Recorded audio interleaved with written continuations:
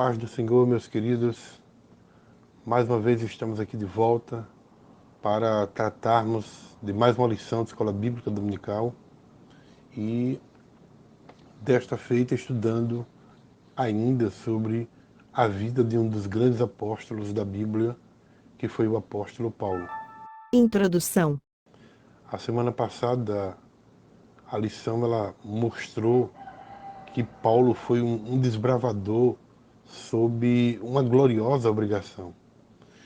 Então a lição nos mostrou que pregar o Evangelho para Paulo não era como um hobby, né? Uma atividade exercida como se fosse um lazer, uma distração, um passatempo.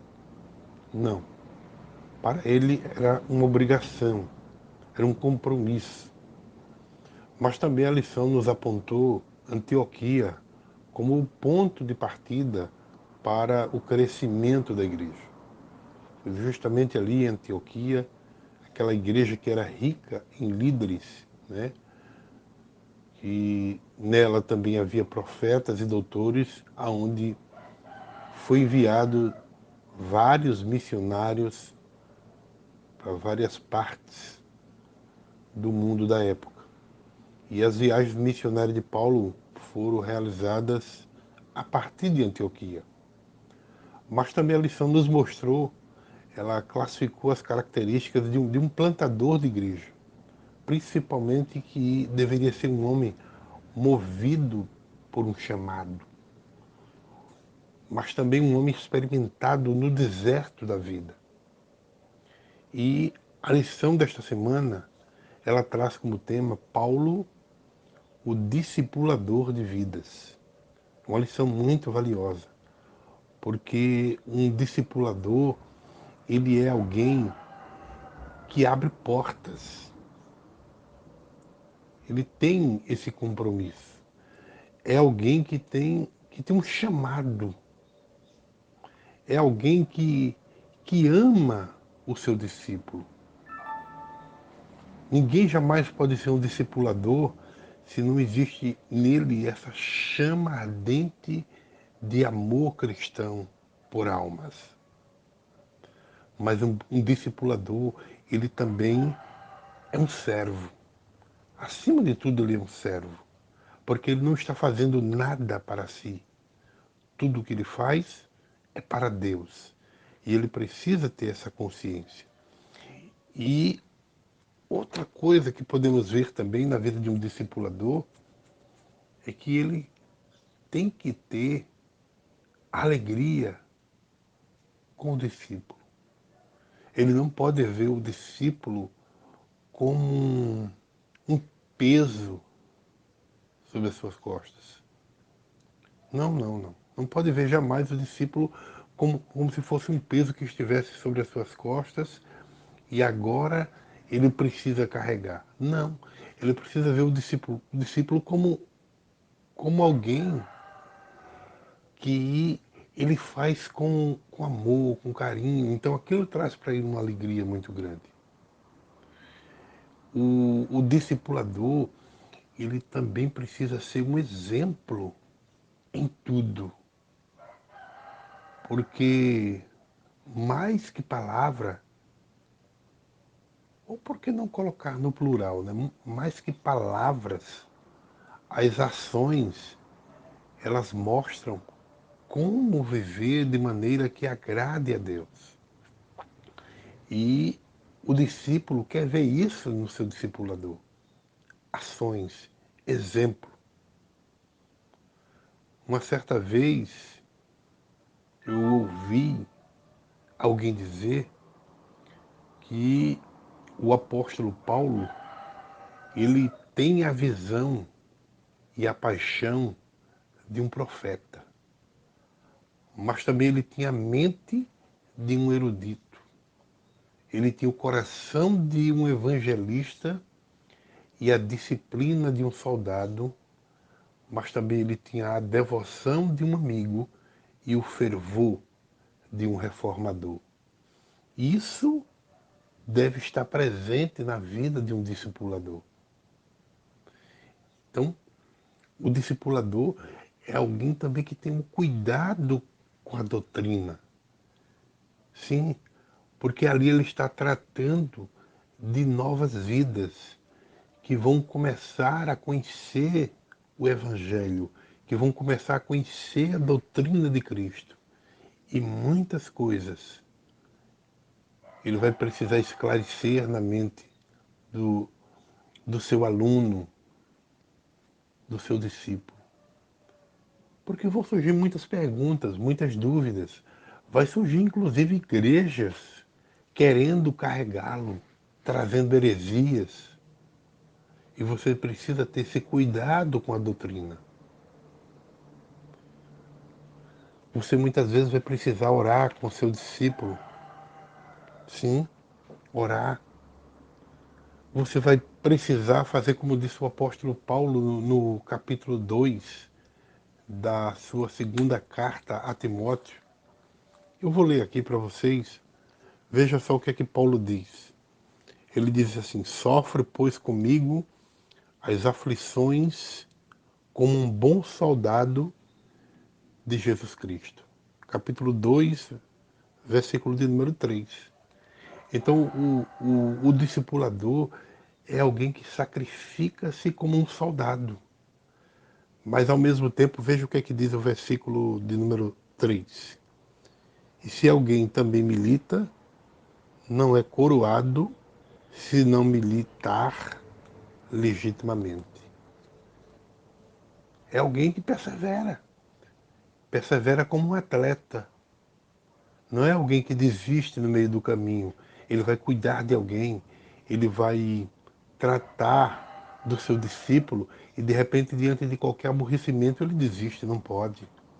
O discipulador é alguém perseverante como um atleta. Você já pensou se um atleta, diante dos obstáculos, das dificuldades que ele enfrenta, ele fosse parar? Ele não seria um atleta, ele não seria coroado, é o que Paulo está dizendo. Que se alguém milita, ele não é coroado se não militar legitimamente. Então esta batalha, esta luta, este sacrifício tem que ser feito a cada dia, a cada momento pelo seu discípulo. Mas também o discipulador, Paulo diz que o lavrador que trabalha deve ser o primeiro a gozar dos frutos. Então ele compara também o discipulador como um agricultor. É alguém que confia como um agricultor. Ele lança a semente e ele espera que futuramente aquela semente vai nascer. Então isto fica como exemplo para nós da vida deste grande homem de Deus, que era o apóstolo Paulo, o grande discipulador de vidas. Tópico 1. O primeiro tópico da nossa lição fala sobre Paulo e o discipulado bíblico. O número 1 desse primeiro tópico diz o discipulado bíblico. Uma parte aqui da lição diz assim: em Atos, capítulo 2, versículos do 42 até o 47, vemos claramente que as escrituras, ou seja, a doutrina, né, a oração, a prática da comunhão e do serviço faziam parte do programa de discipulado da igreja. Assim, o apóstolo Paulo, onde fazia discípulos, não somente convencia-os a respeito de Cristo, mas mostrava-lhes como imitá-lo. Muito interessante esse comentário da lição aqui. Então, gente, o que é que podemos ver com isso? Quando o escritor da lição mostra o discipulado bíblico. Acima de tudo, nós precisamos entender que nós não podemos discipular pessoas baseado no que nós gostamos e naquilo que nós não gostamos. Infelizmente, há pessoas que ele quer ensinar as pessoas a servirem a Deus, mas baseado em achismo, porque ele não gosta disso ou ele não gosta daquilo. Ele nunca gostou, nem quando não era crente e nem agora depois de crente. nunca gostou de determinadas coisas. E aí ele quer discipular pessoas, ele quer ensinar pessoas, mas baseado apenas naquilo que ele gosta e naquilo que ele não gosta. Não. O discipulador ele tem que ser bíblico. A Bíblia deve ser a base de todo discipulado cristão. É a base. A Bíblia é a base de tudo. Porque é este livro que ensina o homem o caminho do céu. Não é achismo. Não é eu gosto ou eu não gosto. Não. Tudo que você vai ensinar tem que ter como base um assim diz o Senhor. Então a Bíblia, ela é um livro que tem transformado pessoas no mundo inteiro. E é só ela quem pode fazer algo na vida de um discípulo, de alguém que se converteu. Só ela pode transformar pessoas. Então ela é um importante instrumento de transformação. Mas ela também vamos chamar assim, o alimento espiritual para a vida do novo convertido. Então, Paulo, ele tinha como base aquilo que ele aprendeu do próprio Cristo. Sim. O próprio Pedro também, quando falava sobre isso, lá no capítulo 2 da sua primeira epístola, no versículo de número 2, ele disse assim: desejai afetuosamente como meninos novamente nascidos o leite racional, não falsificado, para que por ele vá descrescendo. Então, o escritor bíblico aqui, Pedro, está comparando a palavra de Deus como um leite racional que é dado a um menino, a uma criança. O novo convertido, o discípulo, quando ele nasce de novo, ele é como um menino que está aprendendo os primeiros passos da vida. E um menino, o que é que ele come? Uma criança, quando nasce, o que é que come? O leite. E Pedro está dizendo que é o leite racional. Ele vai aprender a raciocinar, ele vai aprender a pensar como Jesus pensa. E é um leite não falsificado, né? Para que as pessoas, através desse leite, ele vá crescendo. Crescendo em todos os aspectos. Então é isso que a palavra de Deus faz com todos nós. Mas também esse primeiro tópico, ele no número 2, ele fala sobre Paulo, o discipulador. Veja o que é que diz aqui a lição. Ao longo de suas cartas, nós vemos o compromisso profundo com a doutrina exposta e a sua aplicabilidade na vida do discípulo. A doutrina no discipulado, mas há também prática coerente com a doutrina. Isso faz com que o discípulo cresça e chegue à maturidade.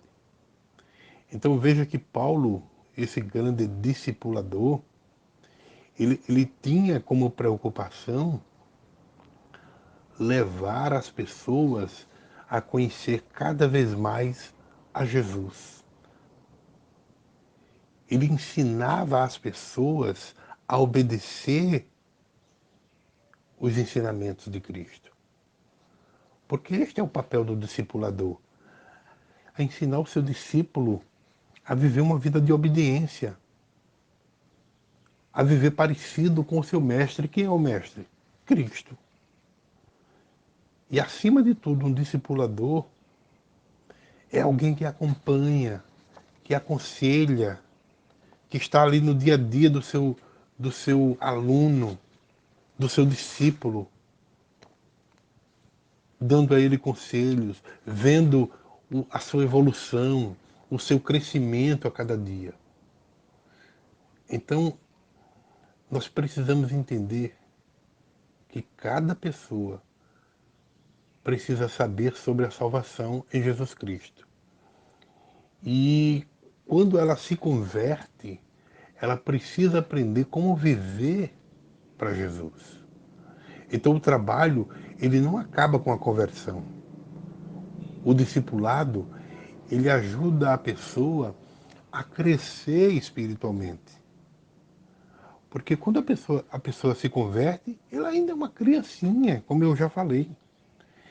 Então ele vai crescendo à medida que ele vai se alimentando espiritualmente. E se abandonarmos no meio do caminho, o que é que vai acontecer com esta criança? O que aconteceria com a criança se você pegasse ela ao nascer e colocasse ela num local deserto, abandonada? Ela ia morrer.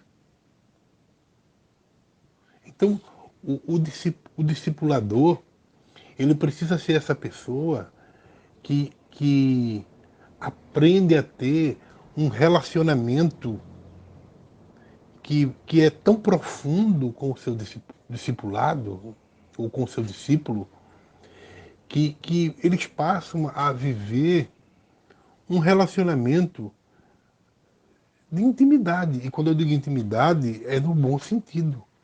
De intimidade onde o seu discípulo pode confessar para ele os seus problemas, as suas dificuldades. Ele não vai ter nenhum receio de abrir o coração para ele. Porque quem faz discipulado, como Paulo fazia, ele precisa entender que este discipulado é um processo contínuo. Sim, é um processo contínuo de formar vidas. Não é algo que para, que estagna. Não. Ele é um processo contínuo. O discipulador, ele sempre vai estar cuidando, sempre vai estar orientando. Porque é como eu disse, é como uma criança que precisa ser tratada, ser cuidada a cada instante, tomando o seu leite racional e aprender a cada dia a ir crescendo. Até aquela pessoa aprender a caminhar com seus próprios pés. E isso é um processo. O número 3 desse primeiro tópico fala sobre a metodologia de Paulo para o discipulado. Isso aqui é bem interessante, porque a lição ela mostra que a metodologia de Paulo, primeiro, era pregar o evangelho. Ele pregava, mas a partir daquele momento que ele pregava e as pessoas se convertiam, ele fundava uma igreja. Depois de ele fundar a igreja, ele passava ali um tempo cuidando daqueles filhos espirituais, dando a ele o alimento espiritual. Mas ele era um homem que tinha chama de missões no seu coração. Então o que era que Paulo fazia? Paulo logo em seguida ele viajava, mas ele não abandonava aqueles alunos. Ele colocava ali pessoas para cuidar desses novos convertidos. Tem o exemplo de Timóteo, de Tito, de Silas, de Lídia, de Áquila e Priscila e outros mais. Então, Paulo, ele, ele cuidava. E é interessante, irmãos, que a nossa igreja ela é uma igreja que tem a fama de ganhar muitas almas, de ganhar muitas vidas. Mas também é uma igreja que tem fama de também perder muitas vidas, né? A igreja Assembleia de Deus, ela faz um trabalho muito lindo de pregar o evangelho. Ela vai nas vielas, ela vai naquilo que nós chamamos aqui no Nordeste, né, de grotas, aquelas partes mais baixas, vai nas favelas, mas muitas vezes, depois que prega, abandona, não cuida. E aí as pessoas acabam saindo, abandonando a fé. Então o discipulador, ele precisa ter uma metodologia de cuidar daquela pessoa como Paulo. Paulo não abandonava suas vítimas. Então, vamos chamar nem de vítimas, vamos chamar de os seus alunos, os seus aprendizes. Não. Então, como eu disse, uma criança ela aprende a andar não é de um dia para a noite, e nem de a noite para o dia. Mas é como eu disse, é um processo. A criança vai dando seus primeiros passos, muitas vezes cai, levanta, cai, levanta. É um processo. E ela aos poucos vai aprendendo a dar os seus primeiros passos até crescer.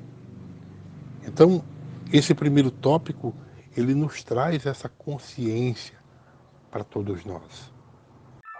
Tópico 2. O segundo tópico da nossa lição fala sobre o discipulado e a missão integral de pregar e ensinar. Número 1, a pregação, o ponto de partida. Vai parecer mais, alguém pode dizer, mas rapaz, o escritor da lição está sendo muito repetitivo. Mas isso aqui é uma estratégia para nós entendermos bem o que o escritor está querendo mostrar ou aonde ele está querendo nos levar. Observe o que é que diz aqui a lição. Ele diz: pregar o evangelho é o meio que o Espírito Santo leva pessoas à salvação. É preciso pregá-lo com seriedade, intensidade e ousadia. Então, gente, esse aqui é o primeiro ponto importante para o discipulador. Porque o discipulado, ele começa justamente nesta missão de pregar. Pregar o evangelho. E isso deve ser algo que deve estar como uma chama ardente no coração de todo cristão. Pregar o evangelho, irmãos, não é o privilégio de alguns.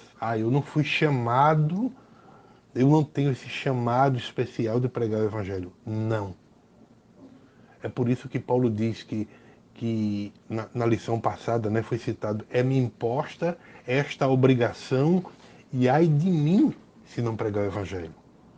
Então Paulo sentia o peso da responsabilidade que ele tinha como cristão de levar a palavra de Deus. E isso que Paulo diz, irmãos, deve ser uma temática, deve ser algo que todo cristão precisa assimilar. Eu lendo certa vez sobre muitos homens de Deus que foram verdadeiros exemplos ao sentir o peso da responsabilidade da pregação do Evangelho. John Knox, por exemplo, o grande reformador da Escócia, ele dizia assim: Senhor, dai-me almas, ou dai-me as almas da Escócia, senão eu morro. Veja o amor que ardia na vida deste homem. Whitefield dizia: se não queres dar-me alma, retira a minha vida, tira a minha vida, Senhor. O próprio Matthew Henry, conhecido, né? Esses comentários da CPAD, Matthew Henry, ele disse: eu sinto o maior gozo em ganhar uma alma para Cristo do que em ganhar montanhas de ouro e de prata para mim mesmo. Veja, irmãos, o que era que esses homens pensavam sobre pregar o Evangelho, ganhar almas. David Brennan, ele falava: ensina-me até os confins da terra. Aliás, ele disse: envia-me até os confins da terra. Envia-me aos selvagens habitantes das selvas. Porque ele foi um pregador dos índios norte-americanos. Então ele dizia: envia-me até os confins da terra, envia-me aos selvagens habitantes das selvas, envia-me para longe de todo o conforto terrestre, envia-me mesmo para a morte, se for para o teu serviço e para o progresso do teu reino. Era isto, irmãos, que esses homens sentiam como o peso da responsabilidade da pregação do Evangelho. João Elche, ele dizia assim: muitas vezes ele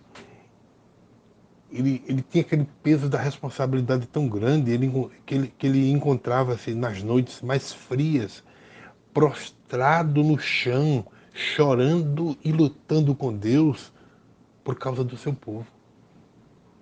E quando a sua esposa ela implorava que ele explicasse qual era a razão da sua ânsia, sabe o que é que ele respondia? Eu tenho que dar conta de 3.000 almas e eu não sei como é que elas estão. Era isso, irmãos, que esses homens sentiam. Era este peso de responsabilidade que esses homens sentiam na questão da pregação do Evangelho.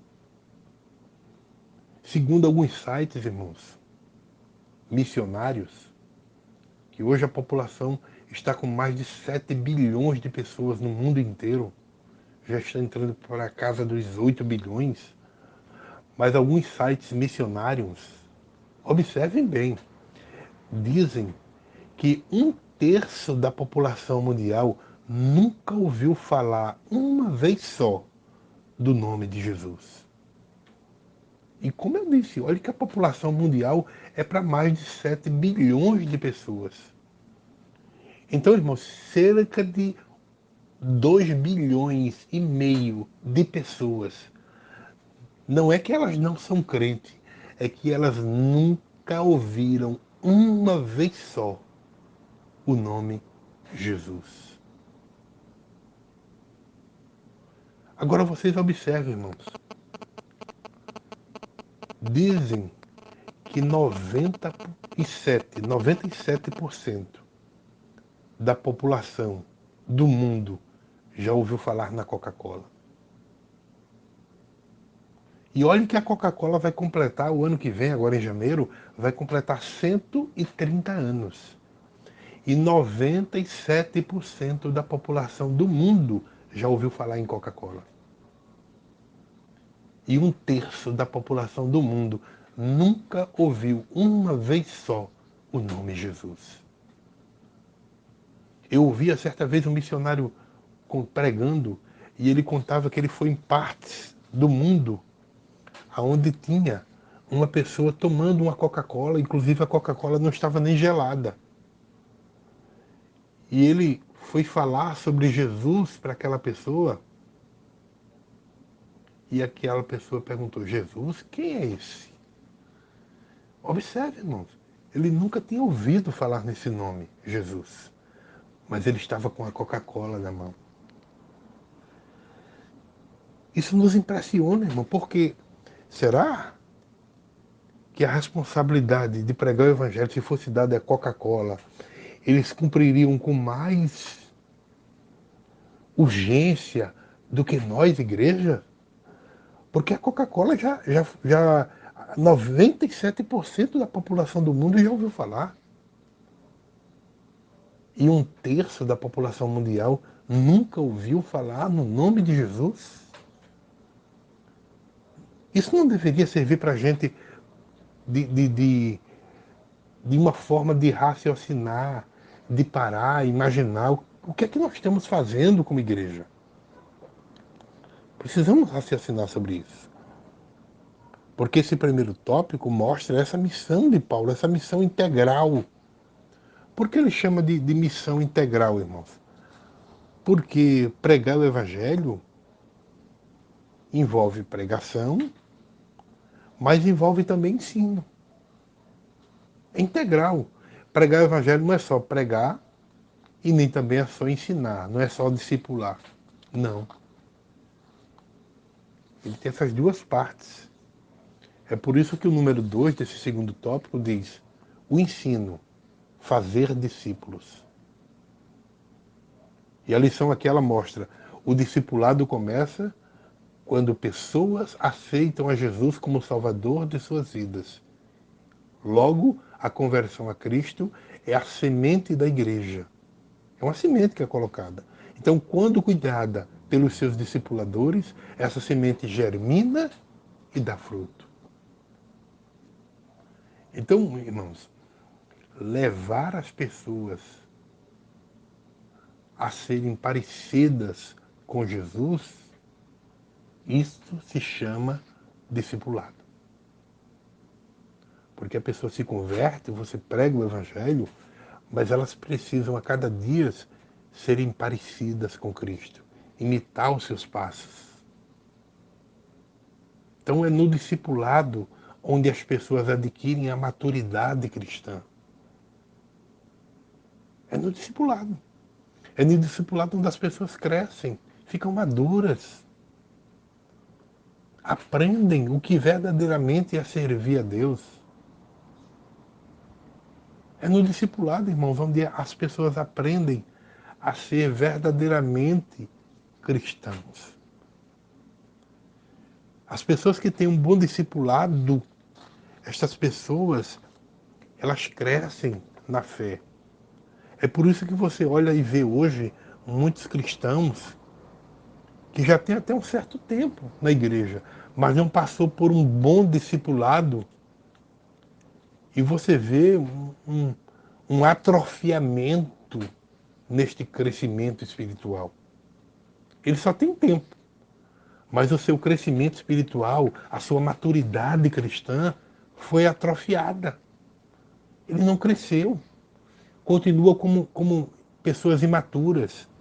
Se você for ler a carta aos Hebreus, você vê o autor desta carta tratando com pessoas desse tipo. Né? Ele diz, olha, para vocês era para eu dar alimento de adulto, mas eu preciso tratar com vocês como meninos, ainda dando a mamadeirazinha, o primeiro leite, porque ele não passou por um bom discipulado. E a gente encontra muitas pessoas na igreja desse tipo. Eu mesmo já tive experiências várias de pessoas com anos de crente, mas não cresceu na maturidade espiritual, não cresceu na fé e ainda continua como menino tomando leite, ficando magoado por qualquer coisa, dizendo que vai abandonar a fé, vai abandonar Jesus. E o que é isso? Falta de maturidade espiritual. Então o discipulado ele ajuda as pessoas neste aspecto. E o número 3 desse segundo tópico fala sobre pregação e ensino. Por que pregação e ensino? Aí o escritor da lição diz, a igreja local é um lugar onde a palavra de Deus deve ser proclamada com autoridade, em que pessoas sejam atraídas pelo Espírito Santo a Cristo. Mas a igreja também é um local de formação por meio do ensino da Bíblia. Então, irmãos, se prega, mas também se ensina. É por isso que esse segundo tópico ele fala sobre a missão integral de pregar e de ensinar. Por quê, irmãos? Primeiro, você como cristão não pode ficar esperando as pessoas vir a Cristo, ou vir até nós. Nós é quem temos que ir pregar. Jesus, lá em Mateus 28:19, ele mandou os seus seguidores fazer discípulos. Então, para formar discípulos, duas coisas é importantes. E nós temos primeiro que pregar, depois ensinar. Então, nós temos essa dupla responsabilidade. É como o escritor da lição está mostrando, a missão tem que ser integral.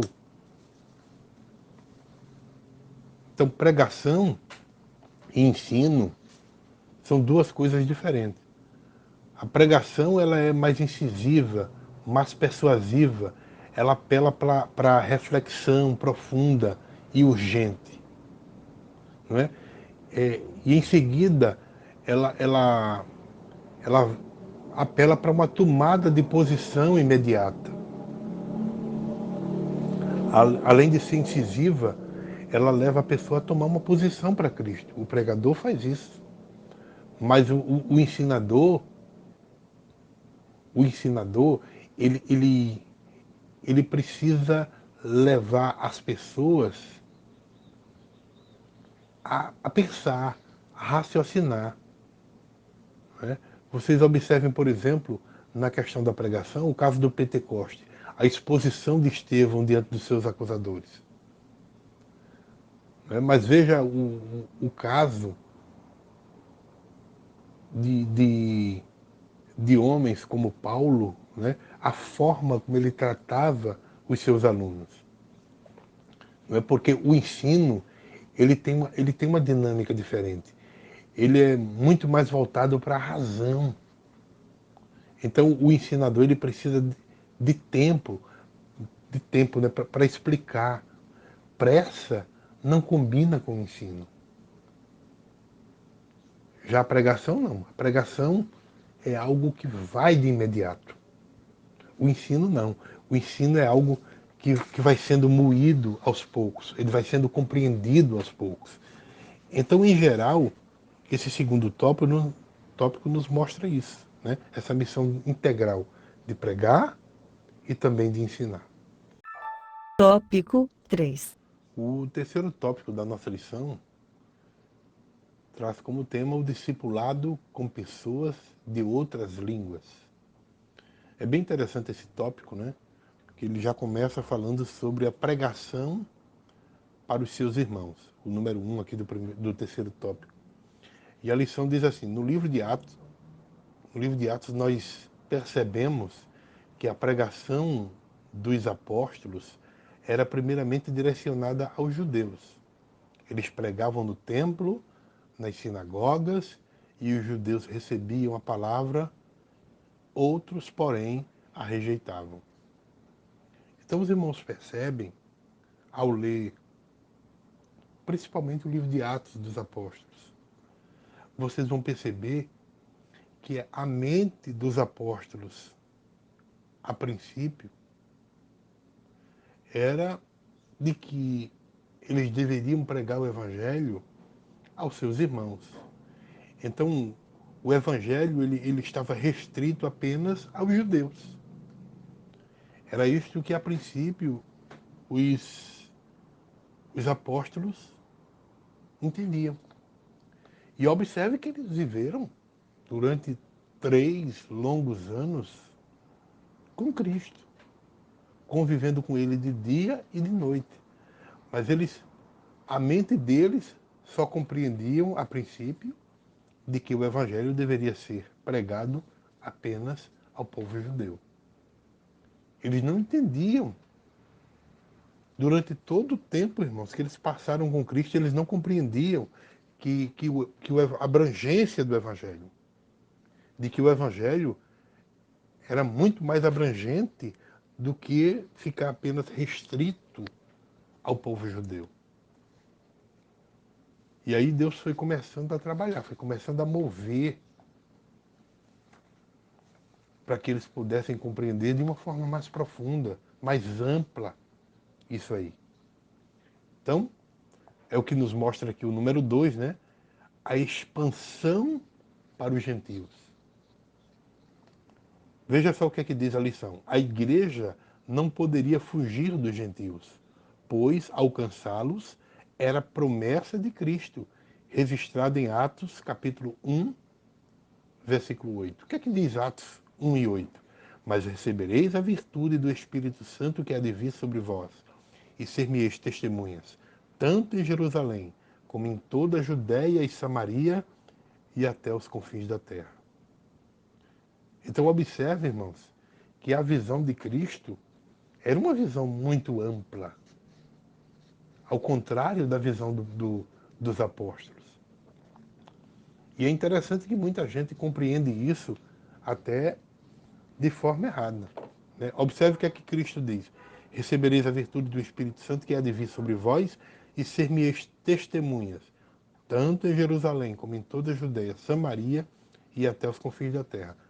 E eu já vi muita gente dizer, não, irmãos, primeiro, né, nós começamos por Jerusalém, que é a nossa terra, e quando nós terminarmos toda a missão em Jerusalém, na nossa terra, aí a gente vai para Samaria, depois de Samaria, aí vai para os confins da terra. Mas a visão de Cristo não era essa, irmãos. Observem que o texto nos mostra que, pela fala de Cristo, isso aqui era um ato simultâneo. E o que é que eu quero dizer com isso, desse ato simultâneo? Era as coisas acontecendo tudo ao mesmo tempo. Veja que Jesus diz assim, olha, ser-me-eis testemunha, tanto em Jerusalém, como em toda a Judéia e Samaria, até os confins da terra. Esse tanto como nos traz a ideia de algo simultâneo, ou seja, enquanto um está pregando em Jerusalém, o outro está na Judéia, outro está em Samaria e o outro vai estar nos confins da terra. Porque os irmãos já pararam para imaginar, já pensou se os fundadores das Assembleias de Deus no Brasil, eles fossem esperar todo o povo da sua terra ser alcançado para eles poderem chegar ao Brasil? Ao Brasil?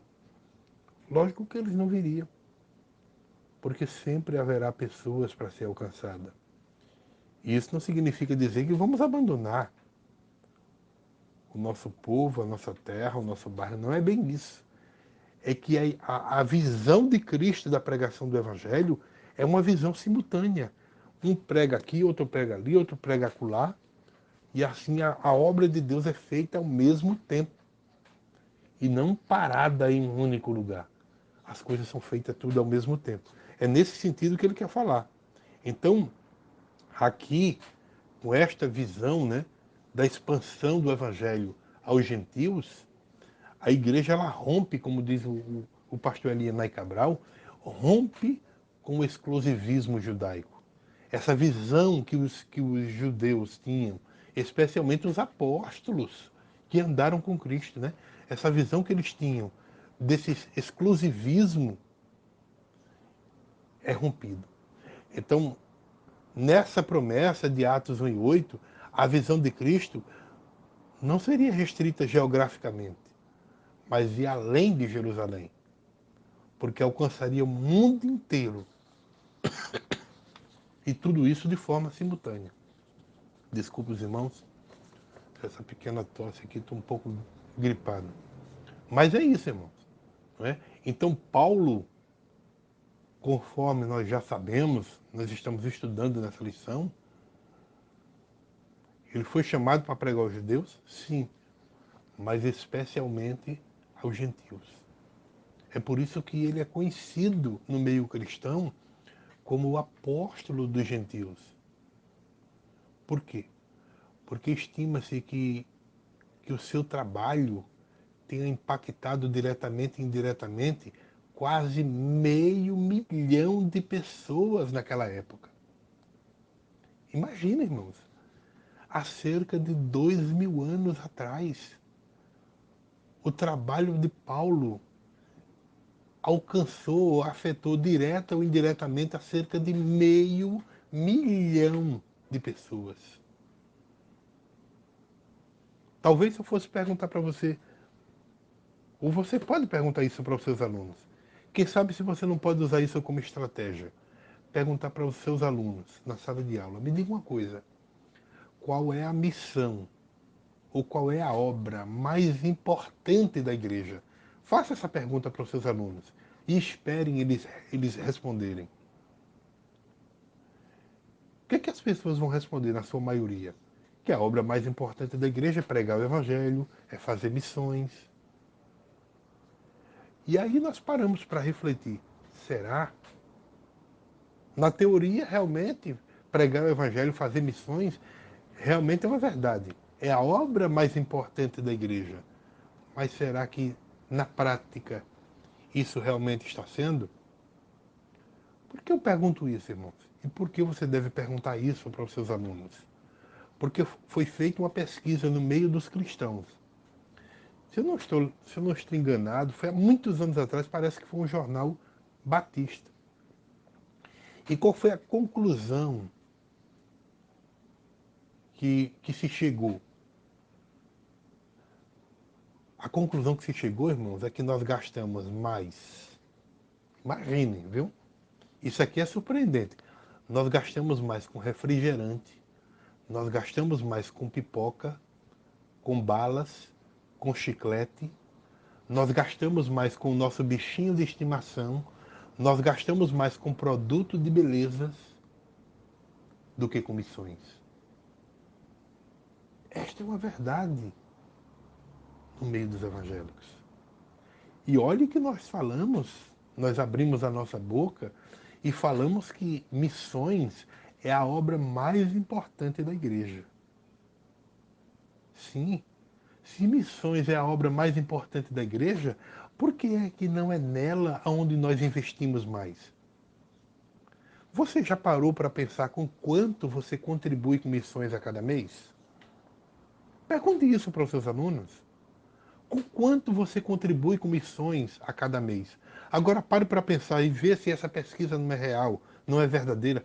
Quanto você gasta com refrigerante, com pipoca, com balas, com chiclete, com seu bichinho de estimação, com produtos de beleza? Com quanto você gasta a cada mês?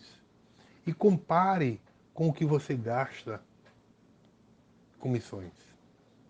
E veja se não é uma verdade esta pesquisa que foi feita no meio de nós. Então é para refletirmos, irmãos. O número 3 do nosso terceiro tópico fala o discipulado numa cultura diferente. Isso aqui é bem interessante, porque na lição diz assim, o ministério do apóstolo Paulo nos mostra que o discipulado é o melhor método para ensinar o evangelho às pessoas que vêm de culturas diferentes, regiões diversas e costumes, na maioria das vezes incompatíveis com o Evangelho. Então, irmãos, esse aqui é um dos grandes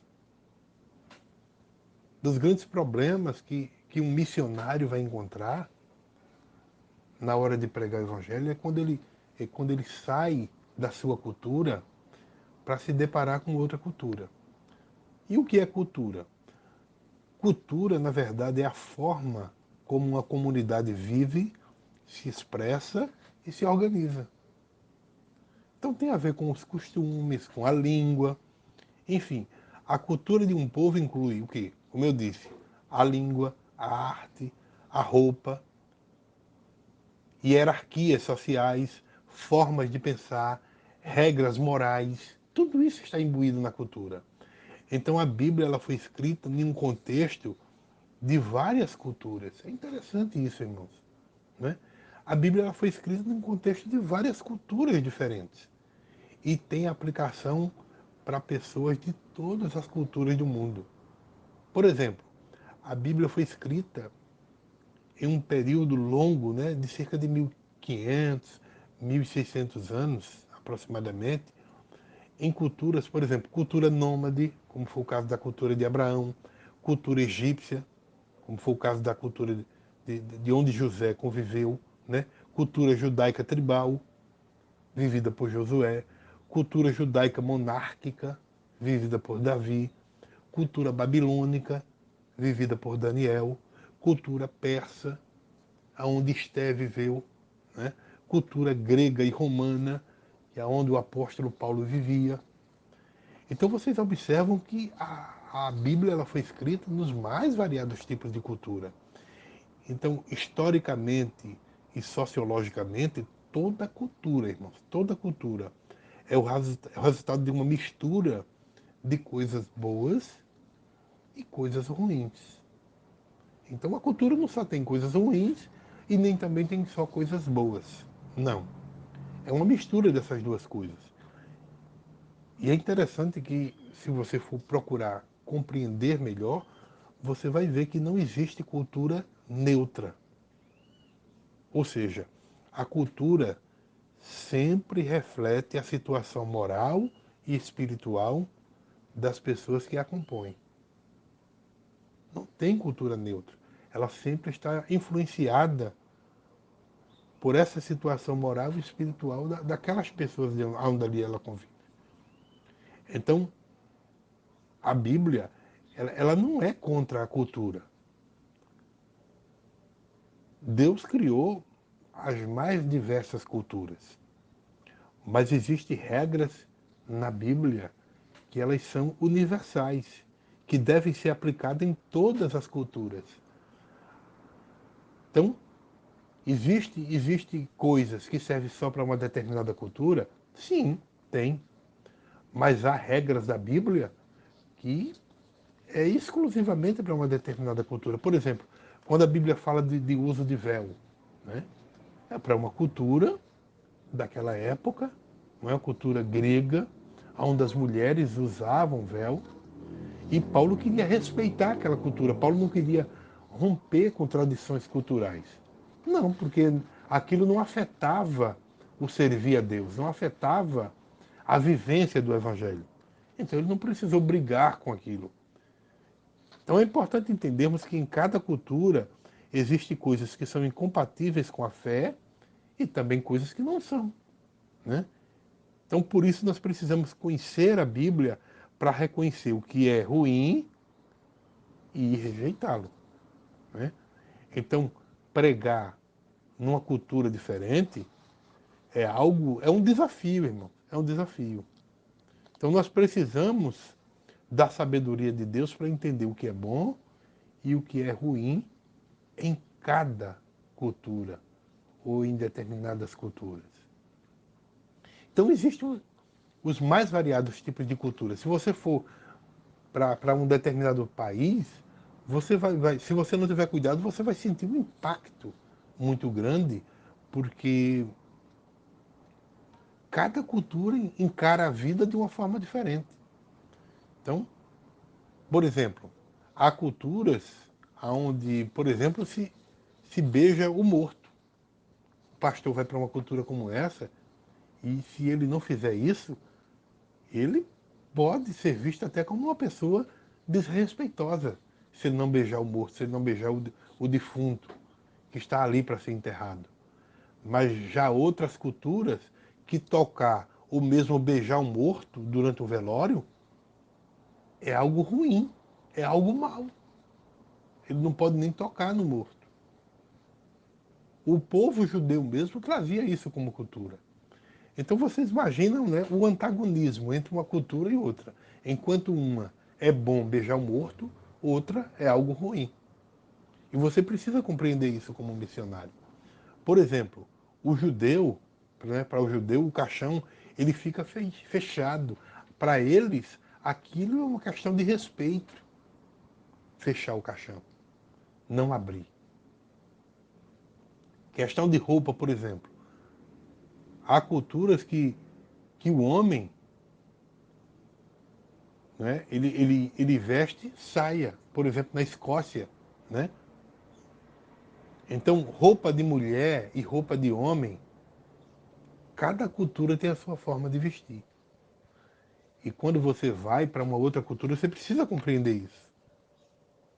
Mulher caminhar na frente do marido, tem cultura que isso é completamente descartado, não pode jamais acontecer. Uma mulher caminhar na frente do marido é algo totalmente desrespeitoso. Na cultura hindu, por exemplo, não costuma enterrar o corpo, mas cremar. A gente aqui enterra, né? No Brasil. Mas na cultura hindu, eles cremam, né? Toca fogo no corpo.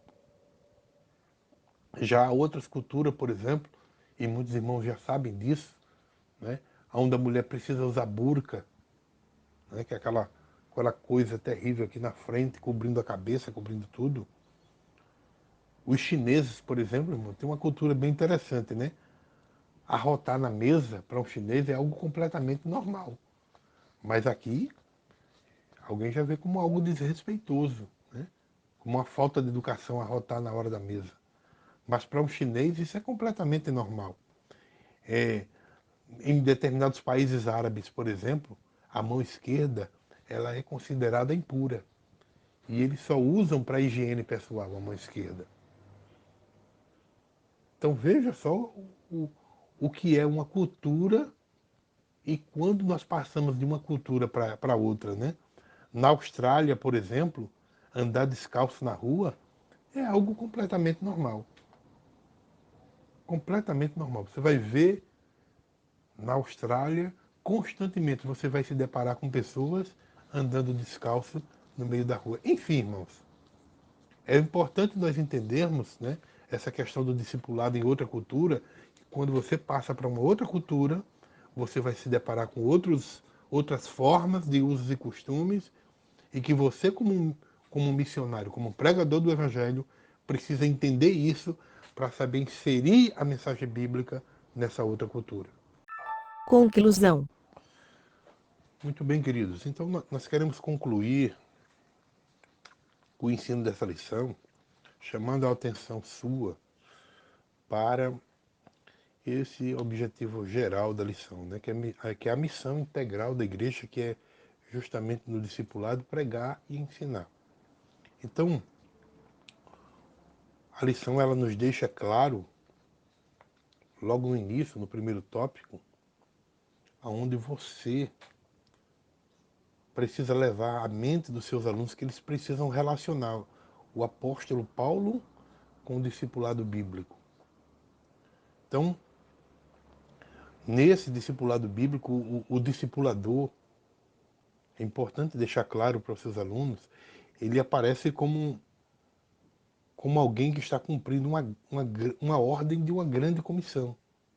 Então, desta forma, o apóstolo ele observou essa ordenança com fidelidade, né, na questão da medida de que à medida que ele pregava o evangelho e discipulava os novos crentes, as pessoas que tinham nascido de novo. Então, o seu método era muito simples: pregar, plantar novas igrejas e formar novos crentes. Mas o que é que ele usava como base, como fundamento? A palavra de Jesus. Isso é que é importante deixar claro para os seus alunos. Nada de achismo, nada de eu penso que é assim. Não.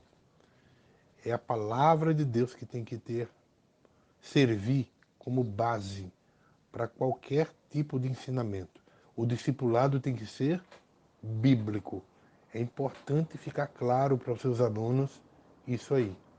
O discipulado precisa ser bíblico, completamente bíblico.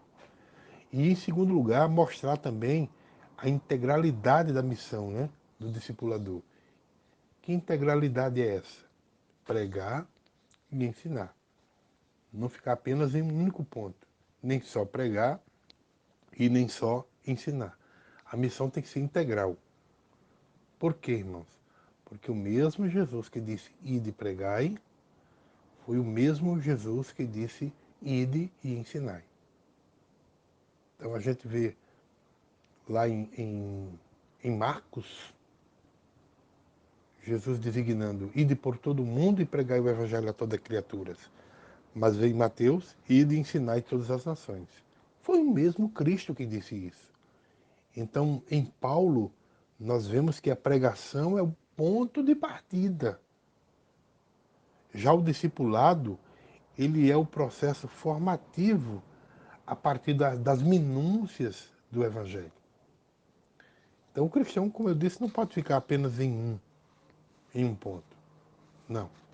Ele precisa fazer a missão de forma integral. E fazer a missão de forma integral é tanto pregar como ensinar. E por último, é importante avaliar, né, o discipulado com pessoas também de outra cultura. Então, o ministério de Paulo, ele enfrentou o desafio de ensinar pessoas de diferentes culturas. Por exemplo, a carta aos Romanos, ela mostra que o público-alvo de Paulo, né, era constituído de judeus e de gentios cristãos. Não era apenas um único tipo de povo, um único tipo de cultura. Não. Paulo era um homem que viajava pelo mundo inteiro.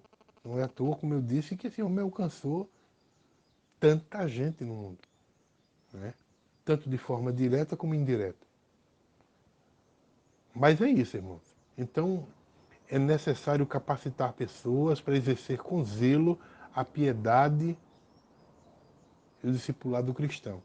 Então, nós vamos enfrentar o desafio de chamar os pecadores e, posteriormente, de formá-los segundo o Evangelho de Jesus Cristo. Não pode ficar só em uma coisa. Pregar é importante, mas também ensinar. Não pode ficar como algo de escanteio, de lado.